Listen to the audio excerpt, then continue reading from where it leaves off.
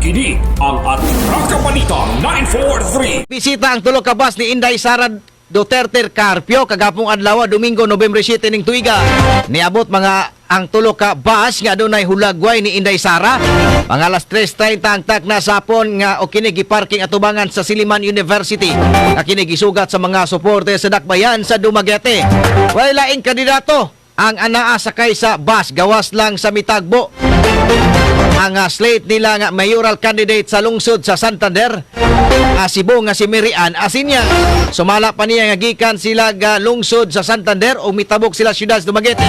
Tungod kay nagapakitag suporta ni Inday Sara kun ugaling mudagan pagka-presidente sa nasod nga Pilipino. Dugang pa ni Asinyas nga ang bus nga tulo ka buok ang gikan kini ga Bacolod o ibay kini padulong sa dapitan sa Mindanao. Sa isa pa niya nga kumpleto ang ilahang grupo nga gitawag og Bag-ong Santander subay sa bag-o sa lungsod ilabi na ining pagserbisyo nga maayo para haom sa katawhan. Gikan sa Bacolod, mo kuan ni Muraw ni tibuok sa Philippines. So ni anime kay isip support kay informing nga pariyon diri sa Dumaguete ba para mosugat ani nga bus. Kay gatuyok man lang ning bus. Mura nang naamitanan among slate sa among kuan sa Santander. Para sa Bagong Santander ni member man mi sa kuan. Kami mo Santander chapter sa ISPN. Puro ma'am sa imuhang slide ni Nolan sa official pila ka incumbent sa imuhang grupo karon. Wala incumbent, all new. Kay Bagong Santander man ni. Dili man ni katungod kay basi nabalaw na po sila so atong baguho ng Santander.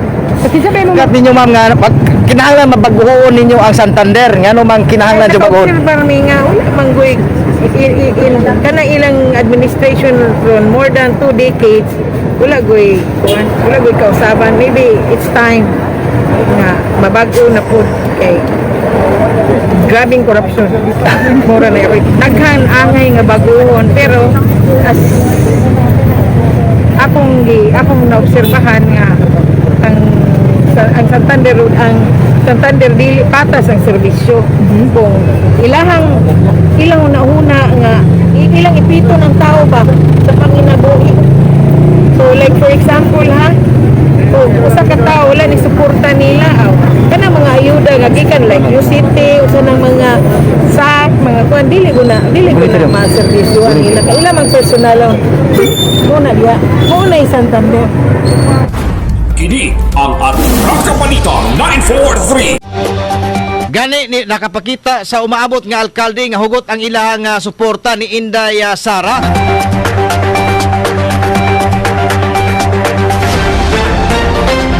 Sa dakbayan sa Dumaguete gani pohon sa ilahang lungsod 80% nga populasyon sa katawan sa lungsod sa Santander ang magasuporta kuno galing mudagan pagka-presidente si Inday Sara Duterte Carpio.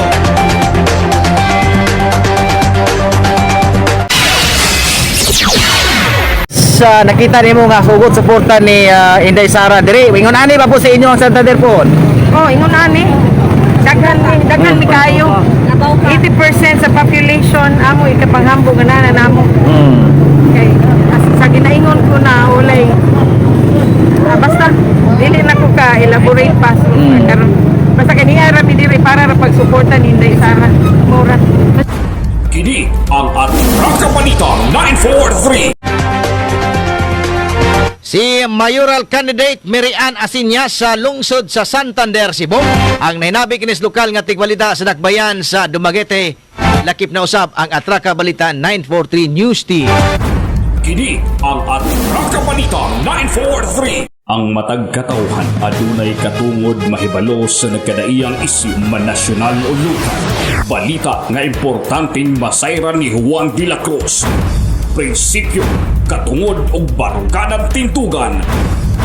Kini ang Atraka Balita 943.